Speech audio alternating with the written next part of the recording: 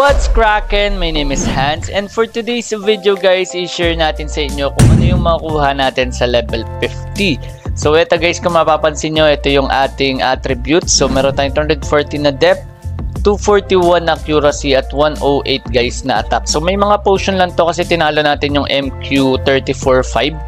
So ngayon, try na natin kunin guys yung sa achievements. So achievements, ito yung una.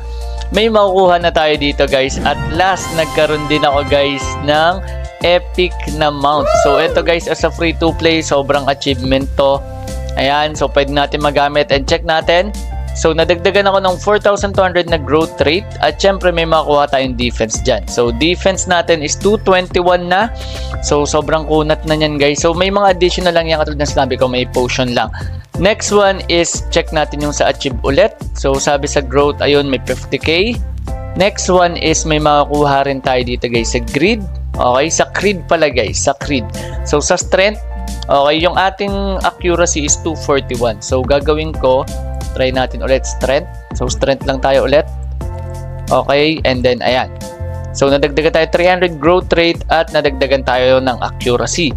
Next one naman guys is sa infuse. So ito kakakuha ko lang neto kanina. So ito guys yung infuse natin. Unfortunately wala akong more yun guys eh. So kailangan ko pa mag-craft netong isa. So unang ika-craft natin is ito muna. So dito kasi ang kailangan tatlo eh. So magka-craft tayo ng tatlo neto. So sabi natin tatlo. Ayan. Para makapag-craft tayo neto. Tapos next na ika-craft natin is ito. So kailangan ko muna ng more yun. Pero ayun, so dito kasi guys, ano eh, defense din dito eh. So damage reduction yan, yung pinaka makukuha nyo ditong bonus. Tama ba? Okay, damage reduction. Tapos, check ulit natin.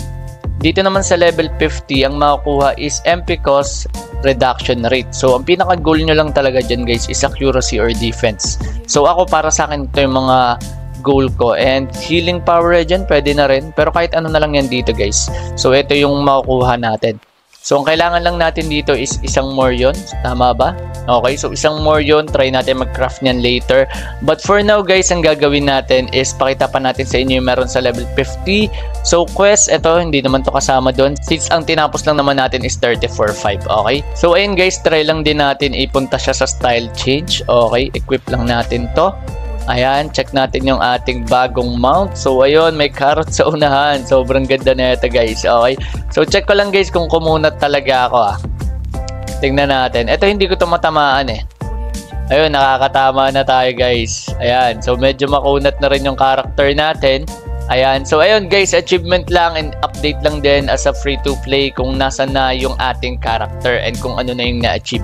So, maraming salamat, guys, sa panonood. And sana mag-follow kayo sa aking TikTok account and also subscribe on my YouTube channel. So, maraming salamat, guys, and God bless.